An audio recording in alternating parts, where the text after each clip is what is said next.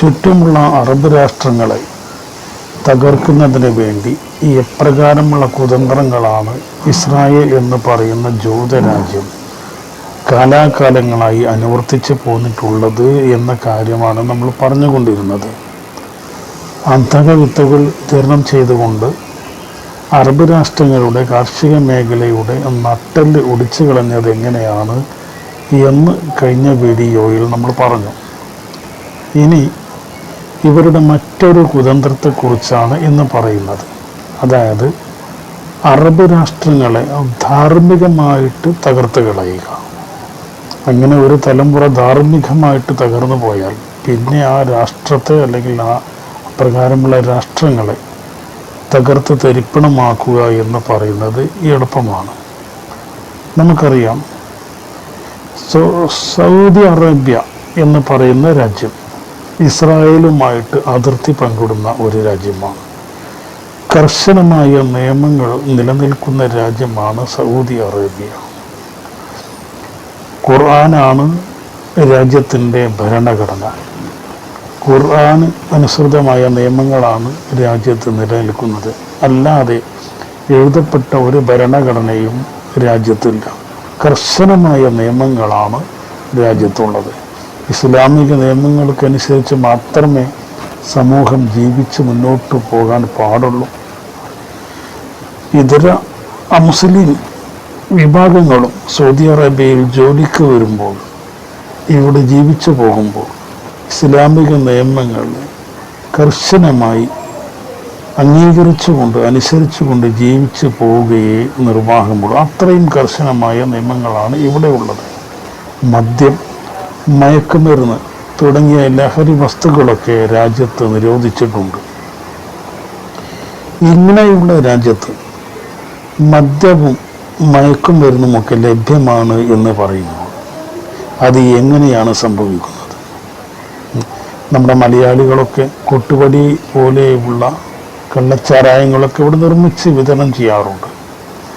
അങ്ങനെ സംഭവിച്ചു കഴിഞ്ഞാൽ വല്ലപ്പോഴും പോലീസിൻ്റെ പിടിയിൽ ഇവർ അകപ്പെട്ട് കഴിഞ്ഞാൽ കർശനമായ ജയിൽ ശിക്ഷയെ ഇവർ നേരിടേണ്ടി വരും.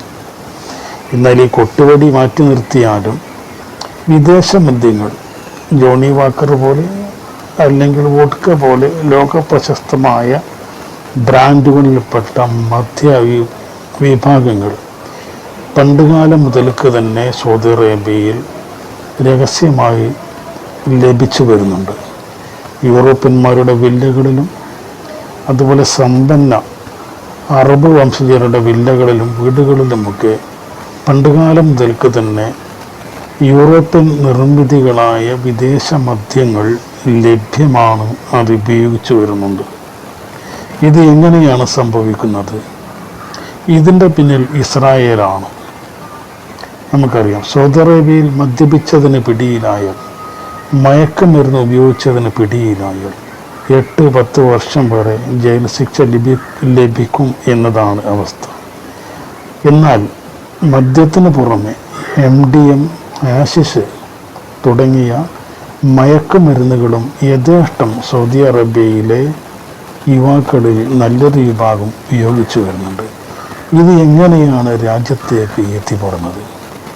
നമുക്കറിയാം, മയക്കുമരുന്ന് ഉപയോഗിക്കുന്നതിന് സൗദി അറേബ്യയിൽ പോലീസ് പിടിയിലകപ്പെട്ടാൽ വിദേശിയെന്നോ സ്വദേശിയെന്നോ വ്യത്യാസമില്ലാതെ 10 വർഷം വരെ കഠിന തടവാണ് ലഭിക്കുക. അതേസമയം മയക്കുമരുന്ന് സൗദി അറേബ്യയിലേക്ക് കടത്തിക്കൊണ്ടുവന്നാൽ, വിമാനം വഴിയോ അല്ലെങ്കിൽ കപ്പൽ വഴിയോ വരുന്ന യാത്രക്കാർ കടത്തിക്കൊണ്ടുവന്നാൽ, അതിന് പിടിയിലകപ്പെട്ട് കഴിഞ്ഞാൽ എന്ത് സംഭവിക്കും? ആ കടത്തിക്കൊണ്ടുവന്ന വ്യക്തിയുടെ ശിരസ് ഛേദിച്ചു കളയും. അതാണ്, അത്രയും തലപോകുന്ന കേസാണ് സൗദി അറേബ്യയിലേക്ക് മയക്കുമരുന്ന് കടത്തുക എന്നത്. നമുക്കറിയാം, പാകിസ്ഥാനികൾ, അഫ്ഗാനിസ്ഥാനികളൊക്കെ ആ മേഖലയിൽ നിന്ന് മയക്കുമരുന്നുകൾ പല വിധേന കുട്ടികളുപയോഗിച്ചും സ്ത്രീകളുപയോഗിച്ചുമൊക്കെ സൗദി അറേബ്യയിലേക്ക് കടത്താൻ ശ്രമിക്കാറുണ്ട്. അങ്ങനെ പിടിക്കപ്പെടുന്നവരുടെ തല വെട്ടിക്കളയുന്നത് നമ്മൾ നേരിട്ട് കണ്ടിട്ടുള്ളതുമാണ്. അത്രയും കർശനമായ നിയമങ്ങളുള്ള ഈ രാജ്യത്ത് എന്തൊക്കെ നിയമങ്ങളുണ്ടായിട്ടും ഈ പറയപ്പെട്ട MDM അടക്കമുള്ള ആശിഷ് അടക്കമുള്ള മയക്കുമരുന്നുകളൊക്കെ യഥേഷ്ടം ലഭ്യമാകുന്നു എങ്കിൽ അതിൻ്റെ പിന്നിൽ ഒരൊറ്റ ശക്തിയാണ്, അത് ഇസ്രായേലാണ്. ഈ സൗദി അറേബ്യയുടെ തബൂക്ക് മേഖലയൊക്കെ ഇസ്രായേലുമായിട്ട് അതിർത്തി പങ്കിടുന്ന പ്രദേശങ്ങളാണ്. സ്വാഭാവികമായിട്ടും ഇവർ പല കുതന്ത്രങ്ങളും ഉപയോഗിച്ച് സൗദി അറേബ്യയിലേക്ക് മയക്കുമരുന്നും വിദേശ മദ്യവും ഒക്കെ കടത്തിക്കൊണ്ടുവരുന്നുണ്ട്. ഇങ്ങനെ ഇതൊന്നും അനുവദനീയമല്ലാത്ത കർശനമായ പരിശോധനകളും പഴുതുറ്റ സുരക്ഷാ സംവിധാനങ്ങളുമുള്ള ഈ രാജ്യത്തേക്ക് ഈ വക സാധനങ്ങൾ എത്തിക്കുന്നത് ഈ ഇസ്രായേലിൻ്റെ കുതന്ത്ര ബുദ്ധിയുടെ ഫലമായിട്ടാണ്.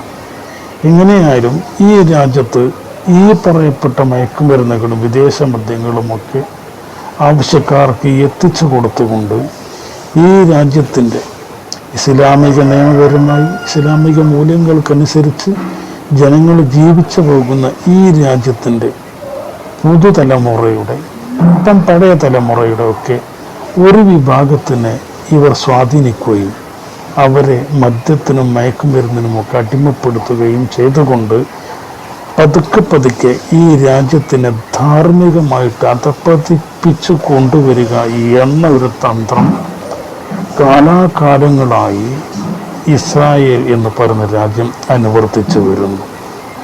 ഇങ്ങനെ ഈ തലമുറ പതുക്കെ ധാർമ്മികമായിട്ട് അധപ്പതിച്ചു പോയാൽ പിന്നെ ഇസ്രായേലിൻ്റെ തന്ത്രം വളരെ എളുപ്പം ഇവിടെ പ്രാവർത്തികമാക്കാൻ പറ്റും.